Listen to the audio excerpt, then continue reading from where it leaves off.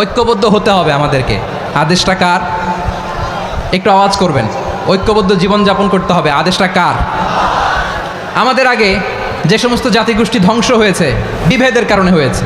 বিশ্বনবী বলেন, বুখারীর বর্ণনা, ফাইন্নামা আহলাকাল্লাযীনা মিন ক্বাবলিকুম কাসরাতু মাসাইলিহিম ওয়া ইখতিলাফুহুম আলা আমবিয়াইহিম। তোমাদের আগে ইহুদি নাসারারা যারা ধ্বংস হয়েছে, আমার গজবে উপনীত হয়েছে, দুইটা কারণ ছিল।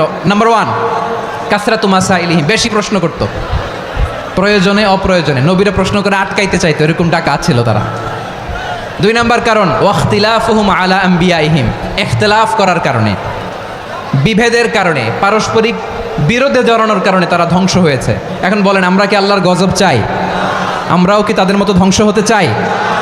এজন্য আল্লাহ তাআলা সূরা আল ইমরানের 105 নম্বর আয়াতে বললেন, ওয়ালা তাকুনু কাল্লাযীনা তাফাররাকু ওয়াখতালাফু মিন বা'দি মা জাআহুমুল বাইয়িনাত ওয়া উলাইকা লাহুম আযাবুন আযীম। খবরদার, প্রমাণ পাওয়ার পরেও, দলিল নাজিল হওয়ার পরেও যারা বিরোধ করেছে, ইখতিলাফ করেছে, বিচ্ছিন্ন হয়েছে, খবরদার তোমরা তাদের মতো হয়ো না।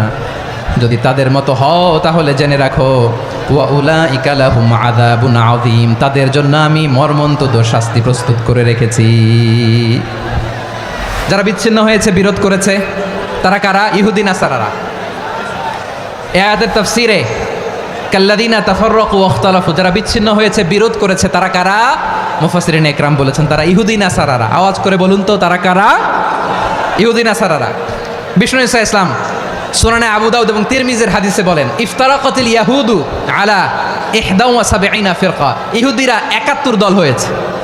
ইখতিলাফ করতে করতে কয় দল? সবাই বলে নাই, কয় দল? ওয়াফতারাকাতিন নাসারা আলা 72 ফিরকা, আর নাসারারা হয়েছে 72 দল। আওয়াজ করে বলুন তো, কয় দল? ওয়াসাতাফতারিকু হাযিহিল উম্মাহ বি73 ফিরকা। আর বিশ্বনবী আফসোস করে বলেন, আমার উম্মত হবে 73 দল।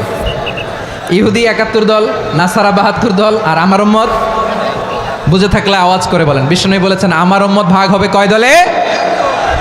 কুল্লুহা ফিন্নার, সব জাহান্নামে যাবে, ইল্লা ওয়াহিদা, একটা দল ছাড়া। সাহাবারা বললেন, মান হিয়া ইয়া রাসূলুল্লাহ, সে নাজাত প্রাপ্ত জান্নাতি দল কোনটা? আপনি কি আমাদের বলবেন না? আপনি মেহেরবানি করে একটু বলে দেন তারা কারা। বিশ্বনবী বললেন, মা আনা আলাইহি ওয়া আসহাবি, আমি এবং আমার সাহাবারা যেই মতের উপর, যেই পথের উপর আছে, এই মত এবং পথের উপর যারা থাকবে তারাই জান্নাতের দল হয়ে যাবে।